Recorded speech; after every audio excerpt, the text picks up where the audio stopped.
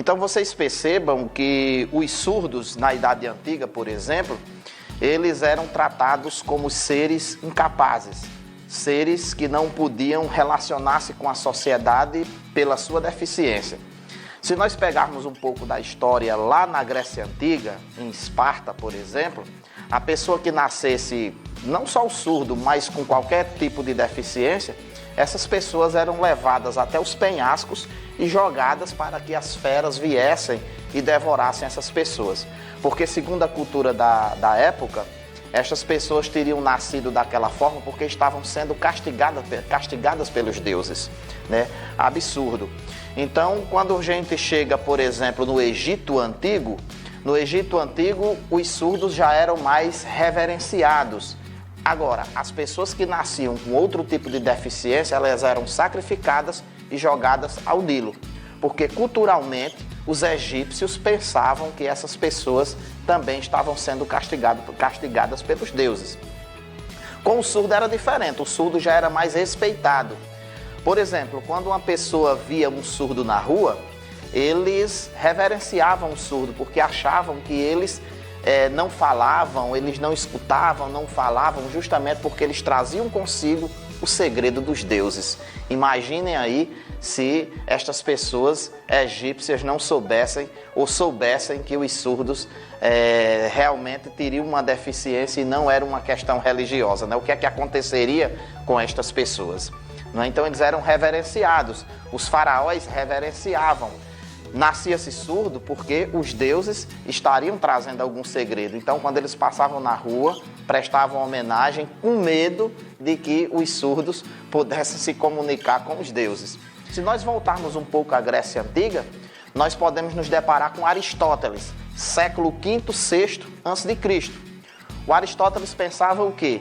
Que se o indivíduo nascesse sem fala e sem escuta, ele não pensava. Se ele não pensava, ele não raciocinava e, consequentemente, não podia aprender. Então, esse pensamento perdurou por um longo período da história. Mas se nós voltarmos mais um pouco e formos analisar, por exemplo, o Sócrates pensava o seguinte, que o indivíduo surdo podia sim se comunicar, em que o Sócrates ele dialoga com Hermógenes, um de seus discípulos, e ele olha para Hermógenes e pergunta. Eles estavam discutindo, conversando sobre a questão da comunicação. E ele pergunta para Hermógenes: Hermógenes, suponhamos nós que não tenhamos fala e nem escuta e queiramos nos comunicar uns com os outros, não faríamos nós, como os surdos mudos, sinais com as mãos, com a face e com o corpo? Aí o Hermógenes vai e responde para ele. Isso aqui já é o sinal de responder, tá, gente? Sinal de responder. Ele vai e responde para ele. Como poderia ser de outra maneira, Sócrates? Ora, se o Sócrates ele fez essa observação, é porque na época dele, ele se deparou com pessoas surdas. Ele viu pessoas surdas sinalizando. Então, esse é o primeiro registro histórico que nós temos da existência de comunidades surdas, a partir da fala do Sócrates. Indo lá para a Idade Média um pouquinho, onde a gente estava colocando que essa idade foi conhecida como o período das trevas, a gente se depara com a Igreja Católica. O que é que a Igreja Católica pensava? O pensamento católico da época. Que se o indivíduo ele não falasse, não escutasse e não pudesse proferir os sacramentos, então esse indivíduo nem alma tinha. Olha só, gente, o pensamento. O indivíduo que nascia sem fala e sem escuta não tinha alma imortal. Só teria alma imortal se eu tivesse a capacidade de dizer, por exemplo, ou proferir um discurso sobre quem é Deus. Mas foi nessa época que surgiram também padres dentro da igreja que defenderam a ideia de que era possível, sim, os surdos conhecerem a Deus. Por exemplo, esse é o sinal de por exemplo. Por exemplo, Santo Agostinho. Santo Agostinho, um santo muito conhecido na Igreja Católica, né, ficou conhecido e era muito respeitado porque ele era considerado doutor da igreja.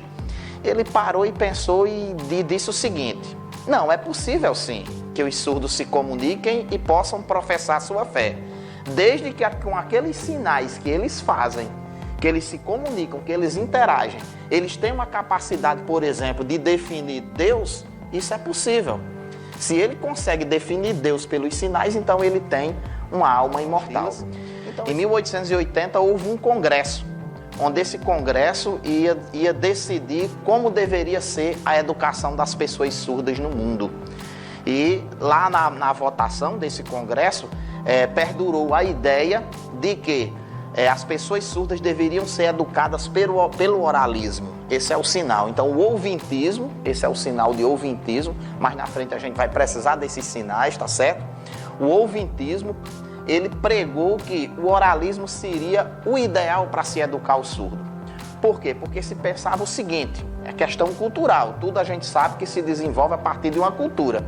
Se eu tenho um pensamento hoje, seja ele excludente ou não, esse pensamento perdurou devido a uma cultura, devido ao conhecimento que a cultura impôs sobre a sociedade, a cultura hegemônica impôs sobre a sociedade. Então o indivíduo se pensava assim, nós estamos no mundo de sons. Se eu estou no mundo de sons, então aquele que não fala e não escuta deve aprender pelo menos o mínimo, para ficar pelo menos parecido com quem escuta. Olha só, gente, que absurdo. Você privar a pessoa surda dos seus direitos, de sua língua, é matar a língua, é matar a cultura do surdo. Foi o que aconteceu, por exemplo, na nossa colonização. Uma pessoa muito importante para os surdos, no ano de 1760, lá na França, foi um camarada chamado Charles Michel de Lépée. Quem era Charles Michel de Lépée? Ele era um padre, era um abade. Ele costumava descer as ruas de Paris para observar pessoas pedintes, pessoas que pediam pão na rua. E ele descia à tardinha, saía lá do mosteiro e saía distribuindo pão para as pessoas. E ele se deparou com um grande número de pessoas surdas. E ele ficou preocupado e disse, eu vou levar essas pessoas lá para o mosteiro porque eu preciso catequizá-las. Eu preciso catequizar essas pessoas. Mas qual era o objetivo dele? Ensinar o surdo a falar o francês. E ele levou esse surdo lá para o mosteiro.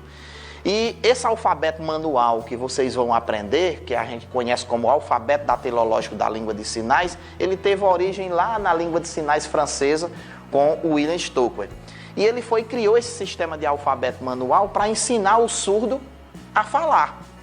A primeira aula que o Lépée deu para esse grupo de surdos foi sobre botânica e sobre a criação do mundo. E ele percebeu que os surdos não conseguiam aprender. Eles não estavam aprendendo absolutamente nada. E ele parou, pensou e disse, já sei o que é que eu vou fazer. Eu vou aprender os sinais que os surdos usam. E ele começou a interagir e aprendeu a língua de sinais dos surdos. Aí depois ele disse, agora eu vou ensinar o que é botânica, o que é natureza, o que é a criação do mundo, a partir dos sinais. E aí os surdos conseguiam se desenvolver. Qual foi a conclusão da pesquisa de Lépée?